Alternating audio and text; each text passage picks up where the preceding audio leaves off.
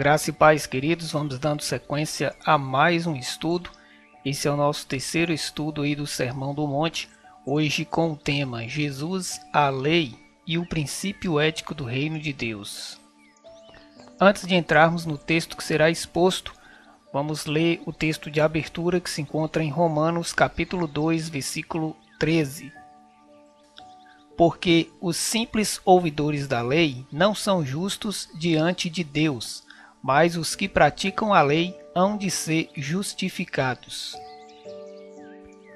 Sempre ouvimos dizer que lei é feita para ser cumprida, e ainda mais se considerarmos que a lei aqui referida não se trata de lei humana, mas a lei dada por Deus a Moisés, para uso do povo judeu.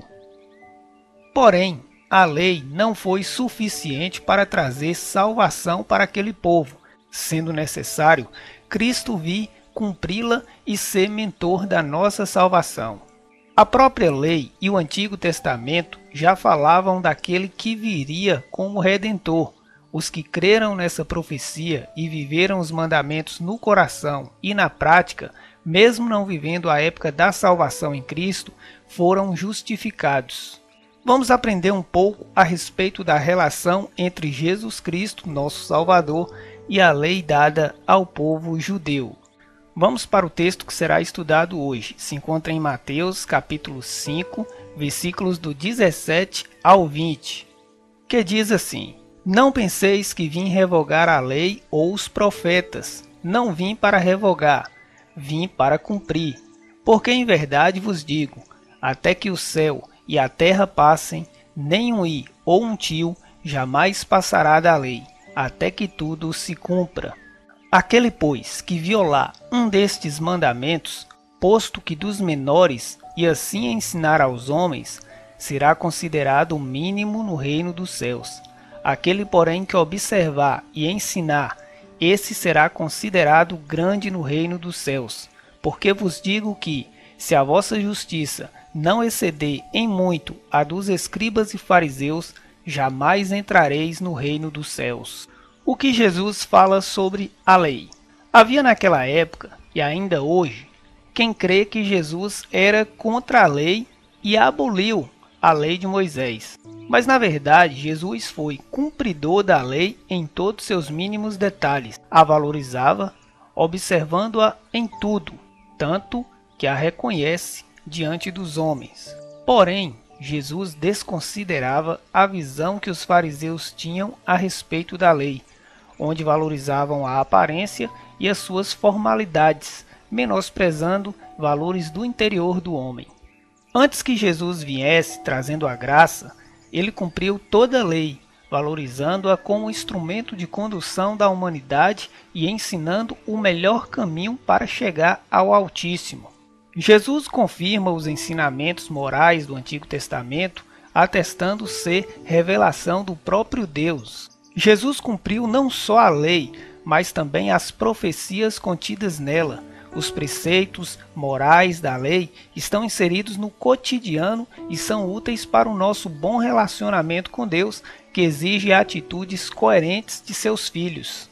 Ética, aos olhos de Deus, são princípios morais imutáveis. A ética, ela é absoluta e um dever de todo cristão, não por ser uma obrigação, mas uma evidência da graça alcançada, assim como as obras evidenciam a fé. Nas bem-aventuranças, Jesus destaca diversas situações em que os cristãos seriam confrontados em sua vida, onde deveriam tomar atitudes coerentes de acordo com os valores do reino de Deus. Em seguida, ele fala da relevância cristã, usando o sal e a luz como características indispensáveis aos servos de Deus. Agora é hora de desvendar os princípios éticos que dão consistência a essa relevância. Em diversas vezes, Jesus cita as Escrituras do Velho Testamento, dando assim total credibilidade, atestando ser a revelação divina. Vejamos alguns textos. Mateus 7, versículo 12 diz: Tudo quanto, pois, quereis que os homens façam, assim vos fazei-o vós também a eles, porque esta é a lei e os profetas. Mateus 22, versículo 40, diz assim: destes 2 mandamentos dependem toda a lei e os profetas. E se olharmos na Bíblia, tem muitos outros textos onde Jesus cita a lei, como Lucas 4, do 16 ao 21, Lucas 4, do 24 ao 25 e Lucas 4, versículo 27. Baseado na tradição judaica, alguns estudiosos consideram que Esdras, após o exílio babilônico, tenha sido quem juntou os livros que compõem o Velho Testamento. No versículo 17 do texto que estamos lendo diz: não penseis que vim revogar a lei ou os profetas. Não vim para revogar, vim para cumprir. Aqui, Jesus valida a lei como sendo a verdadeira expressão divina.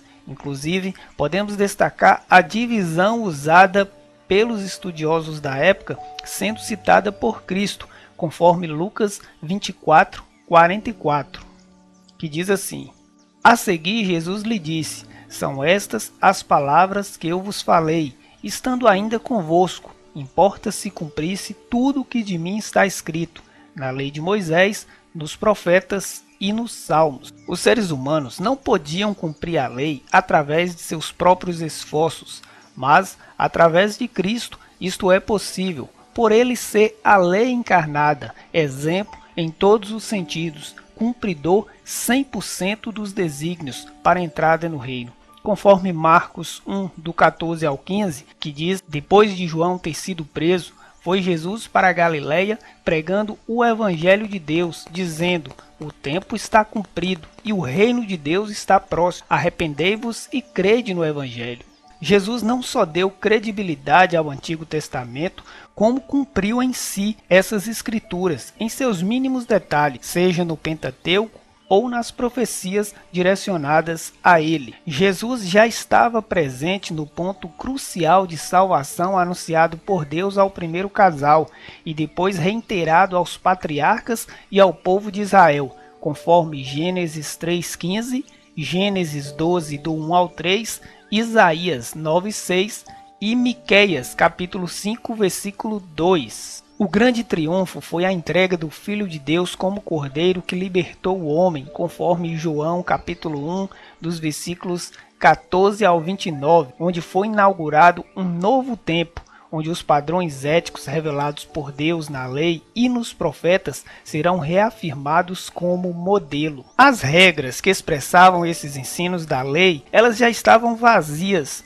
por falha dos judeus que as tornaram superficiais, mecânicas e vazias. E o que Jesus faz? Ele as reveste de um novo e real sentido, pois agora elas dependem exclusivamente de um coração transformado através da obra redentora do nosso Senhor Salvador Jesus Cristo para serem experimentadas, conforme Romanos 7, versículos do 1 ao 25. Contudo, vale destacar que as leis cerimoniais, sociais, cívicas dadas por Deus a Moisés eram exclusivas para o povo de Israel, onde cristãos não têm obrigação de cumpri-las, conforme Colossenses 2, versículos do 16 ao 23. Porém, o conteúdo ético e moral que as envolve são necessários a todos nós, seja em qual época for. Muito do que foi dado por Deus ao povo de Israel como regra é cumprido por qualquer um nos dias de hoje, em qualquer lugar, por questão de coerência e princípio.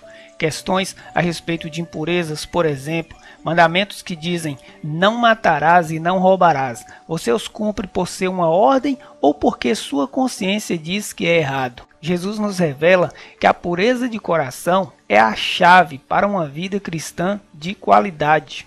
O Sermão do Monte é a reiteração das normas dadas por Deus lá atrás e que servem a nós nos dias de hoje. São referências permanentes, imutáveis, que se encaixam a qualquer cultura, um reflexo do padrão de santidade exigido por Deus. É também um guia para viver e resolver qualquer situação que essa vida possa nos impor. O Sermão do Monte é absoluto em seu caráter, não se alterando às diferentes situações. Ele é completo, não se adapta ao estilo de vida de cada um ou à sua maneira de pensar.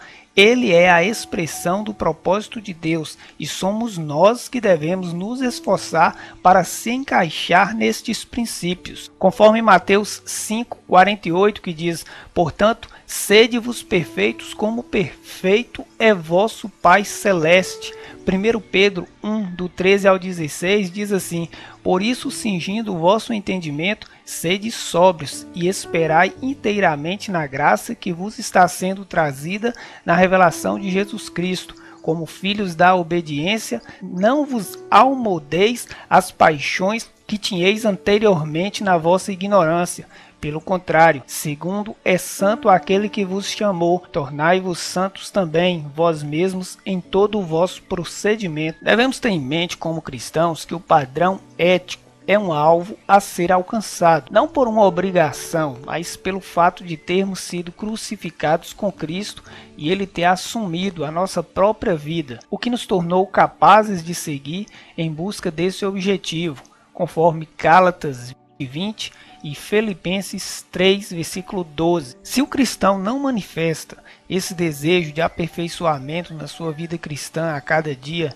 nos moldes do Sermão do Monte, é certo dizer que ele não experimentou verdadeira transformação ou se perdeu no meio do caminho. Ainda que a força da lei só produza a aparência, o coração tocado por Cristo buscará cumprir o padrão ético desejado por Deus. O coração terá sede de Deus, conforme Salmos 42, versículo 2 e Salmos 63, versículo 1. Mas sabendo que os esforços humanos não são capazes de desenvolver esse desejo, só há uma resposta. Isto é resultado exclusivo da graça. Por isso, o Senhor nos afirma que a nossa justiça deve exceder a dos escribas e fariseus, para que tenhamos entrada no reino de Deus. Eles se apegaram à letra da lei, visando o exterior.